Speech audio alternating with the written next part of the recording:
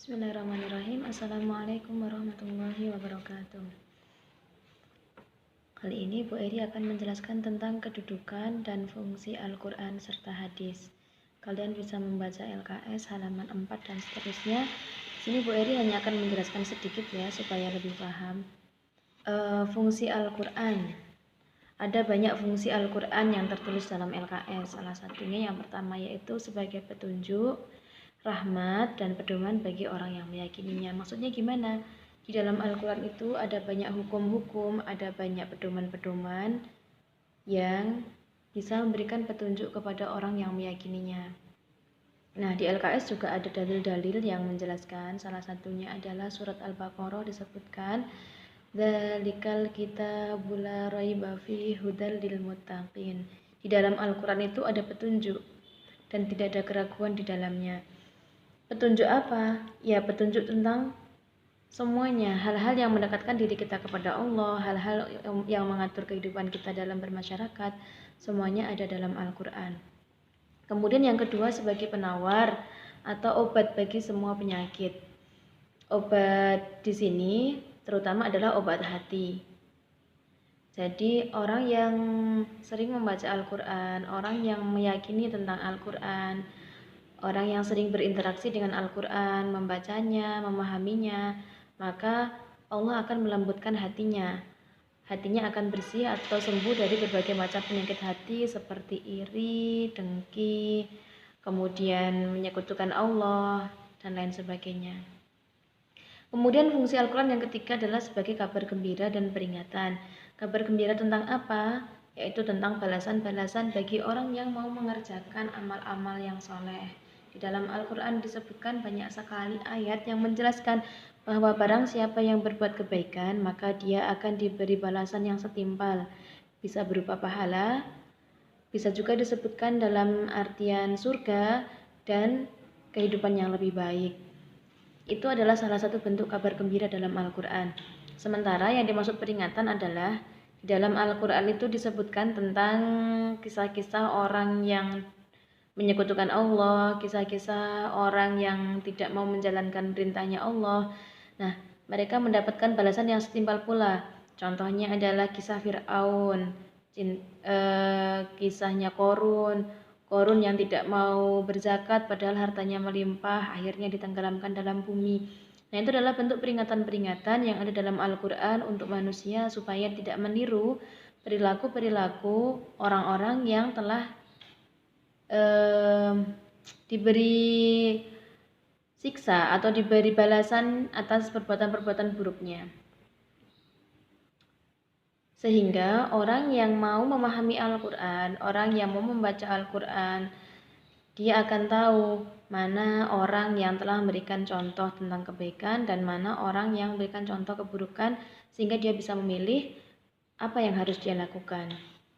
Kemudian fungsi yang selanjutnya yaitu sebagai pelajaran dan penerangan. Seperti yang tadi saya jelaskan, di dalam Al-Quran terdapat banyak kisah yang di dalamnya mengandung banyak pelajaran bagi kita apabila kita mau mempelajarinya. Contohnya lagi, ada kisah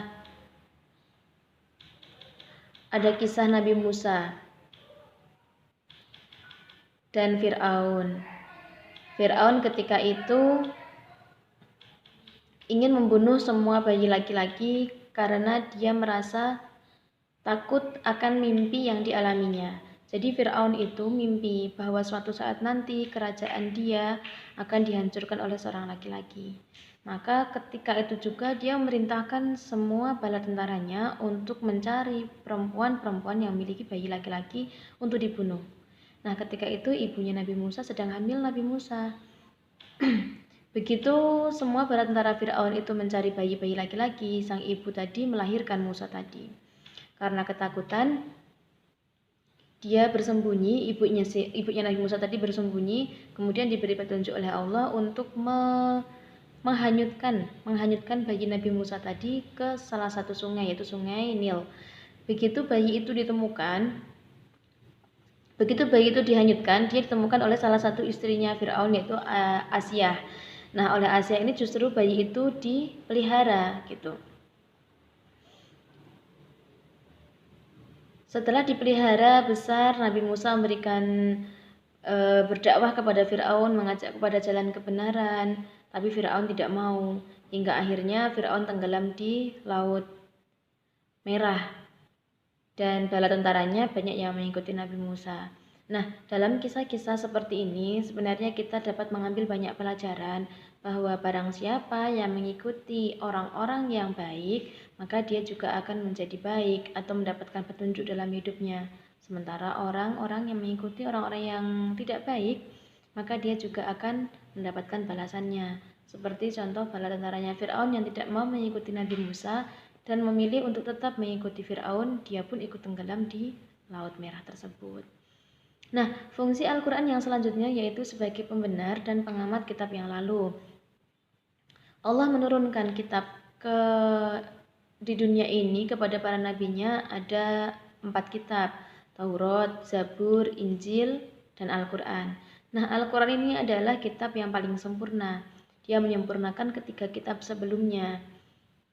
Apa-apa yang ada dalam kitab sebelumnya, di dalam Al-Quran pun juga ada. Selanjutnya, fungsi Al-Quran yaitu untuk menghapus kepercayaan manusia yang sesat. Nah, di dalam Al-Quran itu dijelaskan bahwa bagaimana cara menyembah Allah yang benar, bagaimana cara mengikuti mengamalkan agama secara benar, yaitu dengan cara mengikuti perintah-perintah Nabi Muhammad SAW. Gitu. Nah, di situ akhirnya kita tahu mana sebenarnya ajaran yang benar dan mana yang ajaran yang tidak benar atau yang seringkali kita dengar sebagai bid'ah. Nah, Al-Quran ini memberikan petunjuk kepada manusia untuk mengikuti hal-hal yang benar saja. Gitu. Kemudian fungsi yang terakhir yaitu sebagai pembeda antara yang hak, yaitu yang benar, dan yang batil atau yang salah. Di dalam Al-Quran disebutkan, dijelaskan bahwa ini perbuatan yang benar, ini perbuatan yang tidak benar. Nah, di situ kita akan tahu jika kita benar-benar memahami Al-Quran, maka kita akan tahu mana perbuatan yang sepatutnya kita kerjakan dan mana yang tidak boleh kita kerjakan. Kemudian fungsi hadis. Fungsi hadis yang pertama yaitu sebagai penjelas Al-Quran. Nah, seperti yang kita ketahui tadi di halaman sebelumnya bahwa kedudukan Al-Quran itu adalah sumber utama dalam Islam, sementara hadis adalah sumber yang kedua. Maka fungsi hadis pun juga yang pertama adalah sebagai penjelas Al-Quran, menjelaskan bagaimana apakah Al-Quran itu belum jelas. Menjelaskan yaitu hal-hal yang belum ada dalam Al-Quran atau hal-hal yang masih bersifat umum dalam Al-Quran itu akan dijelaskan dalam hadis. Salah satunya di dalam Al-Quran itu ada perintah untuk melaksanakan sholat. Tetapi di dalam Al-Quran tidak disebutkan bagaimana tata cara sholat. Nah, maka hadis sebagai penjelas Al-Quran yaitu di dalam hadis disebutkan bagaimana tata cara sholat, bagaimana Rasulullah itu mengajarkan ruku, sujud, tahiyat, bacaan-bacaannya. Nah, itu adalah sebagai bukti atau fungsi hadis terhadap Al-Quran. Menjelaskan ayat-ayat Al-Quran yang masih bersifat sangat umum. Kemudian yang kedua, fungsinya yaitu mengukuhkan hukum-hukum yang telah disebutkan dalam Al-Quran. Banyak sekali hukum-hukum dalam Al-Quran yang juga disebutkan dalam hadis juga.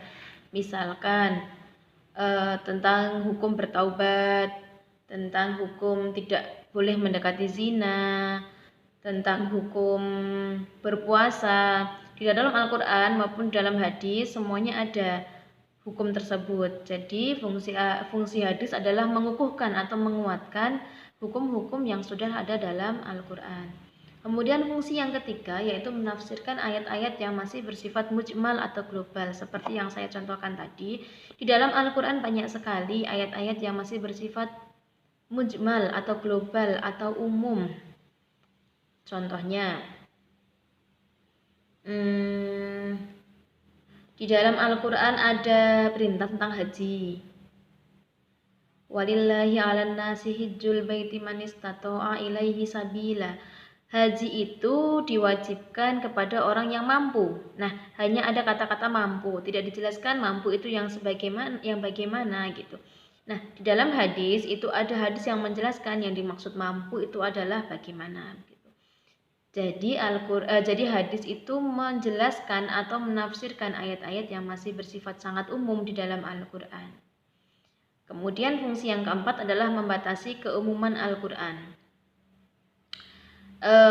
Contohnya, kalian lihat LKS halaman 10, ada ayat yang berbunyi Hurrimat alaikumul maitatu waddam. Diharamkan bagimu makan bangkai dan darah. Gitu saja. Nah, di dalam hadis disebutkan semua bangkai itu haram kecuali bangkai ikan dan belalang. Nah, jadi masih ada pengecualian. Itu artinya ayat dalam Al-Quran tadi bersifat sangat umum, disebutkan semua bangkai. Tetapi hadis itu menyebutkan ada pengecualian. Nah, itu artinya hadis membatasi keumuman, membatasi Al-Quran itu sendiri gitu. Bisa dipahami ya? Kemudian yang terakhir, menetapkan hukum yang belum ada dalam Al-Quran. Banyak sekali hadis-hadis yang menjelaskan tentang hukum yang belum ada dalam Al-Quran. Salah satunya, kita dianjurkan untuk makan dan minum memakai tangan kanan. Itu adanya dalam hadis, tidak ada dalam Al-Quran. Kemudian, laki-laki dilarang memakai sutra dan emas. Nah, itu adanya dalam hadis, bukan dalam Al-Quran. Kemudian contohnya lagi ada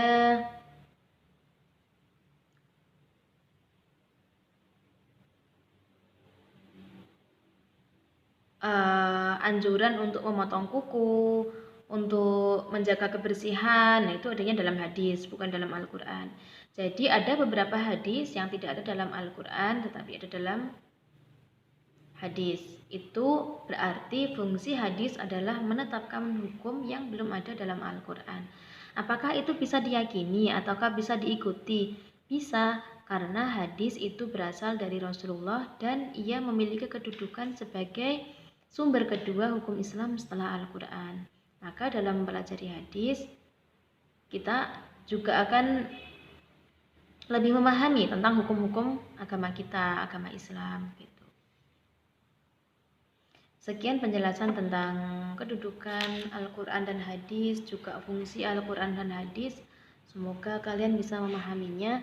Jika ada hal-hal yang ingin kalian ketahui, silahkan kalian banyak-banyak membaca buku, membuka internet, atau bertanya langsung kepada orang yang lebih paham. Sekian dari Bu Airi. Wassalamualaikum warahmatullahi wabarakatuh.